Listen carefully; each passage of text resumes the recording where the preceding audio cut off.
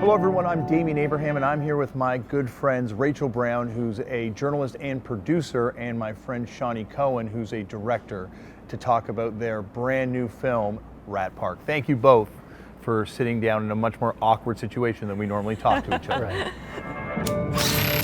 The easiest thing is to blame the drug. If they weren't using that drug, their lives would be all together. I need help, man. I'm like really having a hard time. And it's very hard for people to kind of go to that deeper level.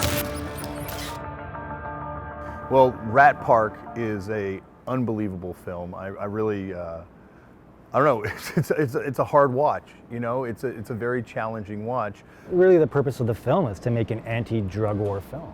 And when we set out to make it, it was super important for us to go to the worst place in the world to do drugs and I guess the safest place. And by going to those places, you realize the drug policies are so vastly different. What is Rat Park, Rachel, and how did you become kind of aware of this study? It's a science experiment by Canadian psychologist Bruce Alexander. There was one rat in a cage, isolated barren cage, and there'd be two water bottles. One was just water and the other one was water laced with heroin, and without fail that rat would become addicted to the heroin in the water. Bruce kind of wanted to test that, so he created Rat Park, which was this massive place for rats, multiple rats to play. There were treats, things for them to do.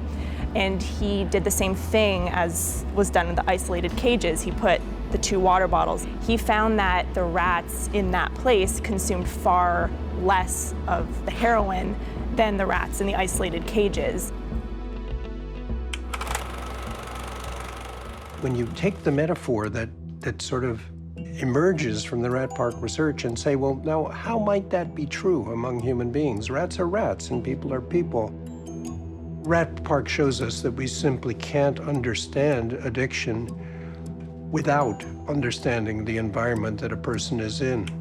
And for me, that's really what the film is about. It's evidence. And if you look at the evidence when it comes to addiction and drug policy and drug use in general, it makes no sense to kind of blame people for using drugs. There's other social problems at play, unemployment and poverty and these big collective social issues that people ignore.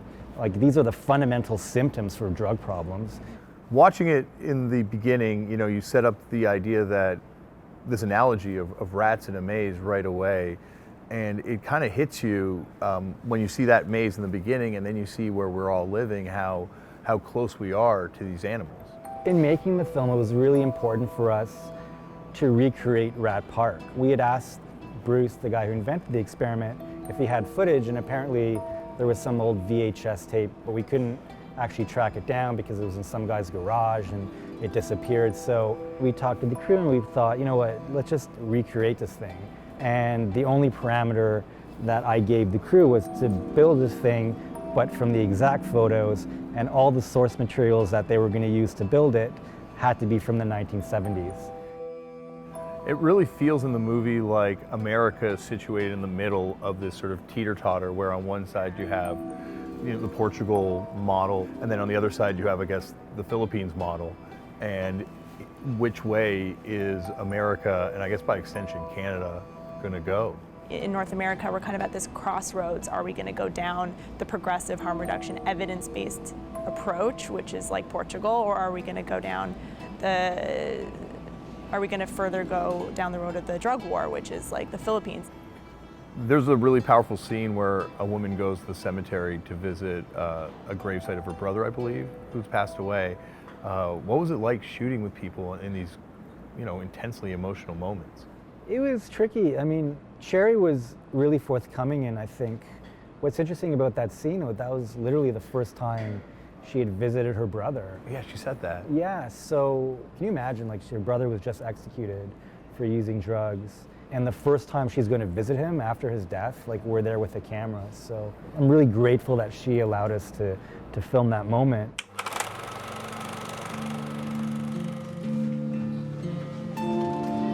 Importante kasi, syempre, dito ko na lang naman sila pwedeng makita. Dito ko na lang sila pwedeng makasama. Siya yung naging tagapagtanggol namin, kahit siya yung bunso. When we were walking through the cemetery, you literally see these graves, and people have houses there, and they're raising children, and it's a whole community where people live. And it's also really tricky to get into that situation to film there. You know, you're not really supposed to film there, and it had a crazy police presence around the perimeter. So we actually had to sneak into the cemetery, essentially through a hole in the wall. At any time we could get arrested for actually filming there, so we had to be really covert. And then I really wanted to fly a drone over the situation because this place, in a sense, was tragic, but it was also quite beautiful. So we had to kind of sneak behind this, this giant tomb and launch the drone for just a couple minutes.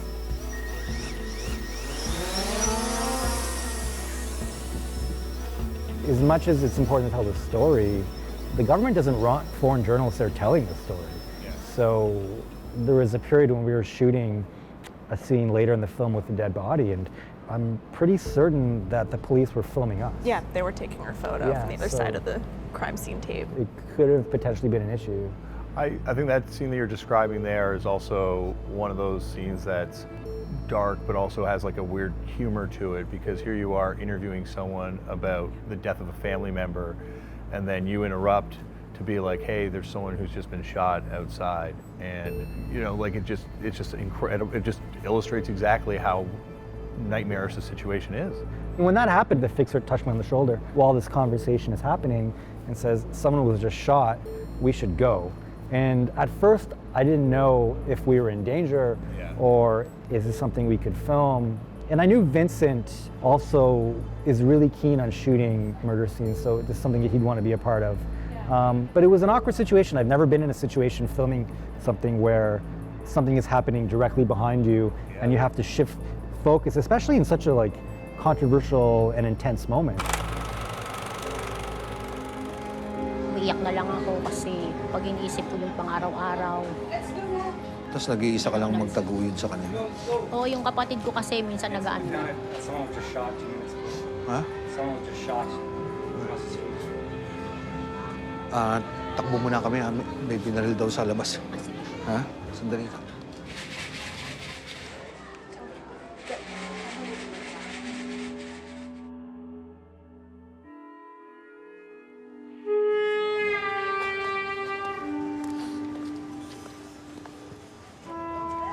As of now, they covered the body, but later, when the crime scene investigator comes, they will remove the carton. There's always been this kind of agenda that, you know, drugs are bad. The stigma behind that is kind of disgusting. And I think the message for the film, if anything, for me, was to kind of break that down and go to a couple places in the world where it's the exact opposite. Portugal, it's a place where drugs are decrimmed.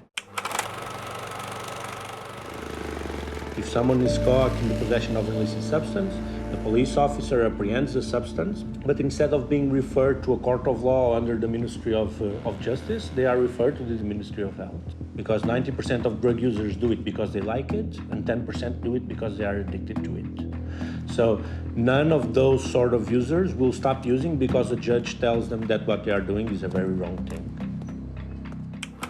So Tiago, and just the time you spent with Tiago, it's really a compelling scene. Like the soccer ball sequence especially, was that just something he came up with? Like, how did that come about? So we, in his studio, had a bunch of deflated or unflated soccer balls in the corner, and then he thought, okay, this is my time, I'm gonna do it. He's a bit of a performance artist. It's funny because we actually had that scene later in the film in the edit originally, and we decided to move it because the audience who saw the rough cut felt that we made him do that. And that absolutely wasn't the case. And I felt like for me that was the best introduction to his character. Absolutely. Because in a nutshell, that is Tiago. He's so playful, and this is a person who uses drugs. And I like that the text, this font comes up and explains that in the happiest moment that we filmed him. Because that just speaks to his life. Like, he uses drugs, he's a maintenance user, and he just wants to be left alone to use his drugs.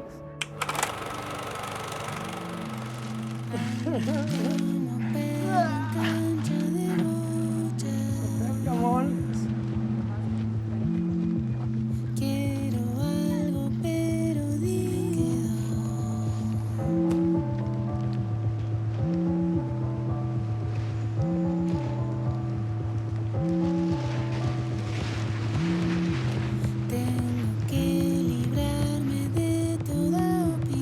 like the idea of art. I like do things. I like materials. I like colors. I like shapes. I like techniques. But in general, classic art I don't like. Modern art I don't know if I like because I don't know what it is. But I like doing things. So for me, I wanted to make a film where we didn't show a ton of drug use unless we were invited to. And Tiago kind of insisted. And then I felt that that was important to him because it was his human right to use drugs. There are guys, I think, like me. I get addicted, and now it's difficult to go out because I still want to use it.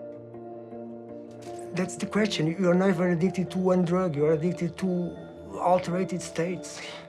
And that's the balance and the fight between crack, heroin, methadone. Cannot feel like a criminal, so I must show I don't feel like I'm doing a crime.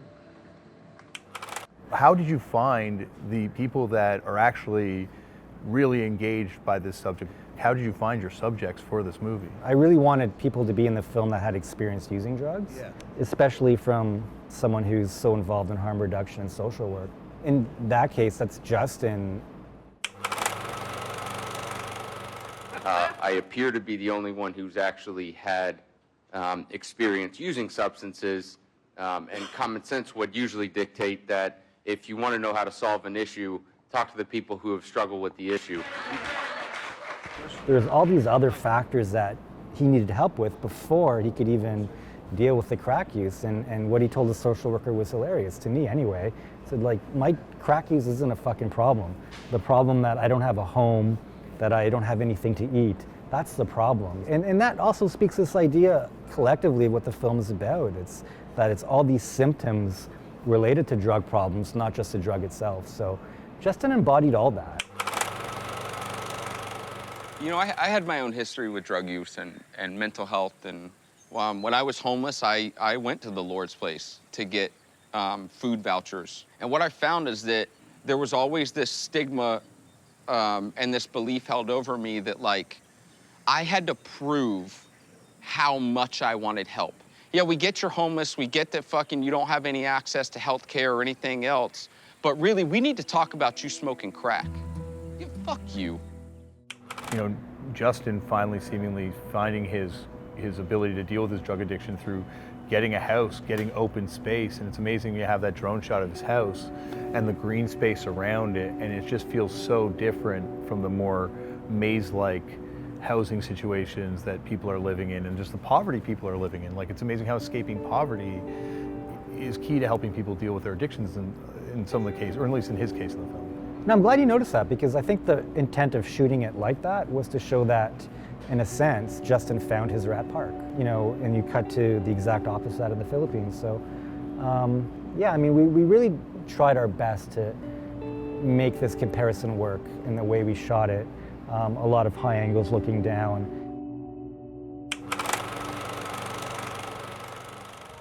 Your home should be your sanctuary, you know, and I just found my sanctuary. You know, we worked our asses off to get it. My family deserved all of my fucking dedication and all of my time. And this is what I do for my recovery. You know what I mean? Once I got it, like, there was no way anybody's gonna take it from me. Because I get to come home to do this all day. You know what I mean? As people making films, you have to, like, earn people's trust, and I imagine people are very distrustful. For me, I try to be as transparent as possible. I'm not one of these directors who kind of shows up in films without giving anyone any context. So often I include information about what we're doing, where we've been, what that camera's doing. And I also really like to get people to understand what my thesis is and the story that I'm trying to tell, and not mislead them. And I think once you gain that trust and they understand what you're trying to do, then it becomes this, like, more of a collaborative effort. There's characters in the Philippines that could potentially get in trouble for being in this documentary, but they felt like they had such an important message to tell, and they trusted us enough with this material that they were willing to put their lives out there. Yeah, and I think a big thing that was appealing to a lot of people who may have been kind of hesitant in participating in the film at first was that, you know, we tried to communicate that this wasn't sort of your run-of-the-mill standard drug documentary. This was more about looking at how we can change the conversation and how we can move the needle in terms of talking about progressive drug policies and ways that things can be improved. So I think that was a big draw for a lot of people, was that this was going to be something different. You just want to be a human and be treated like a human. Most people who are opioid addicts are not in cages, but maybe the cages are a metaphor. Maybe there are cages we don't see.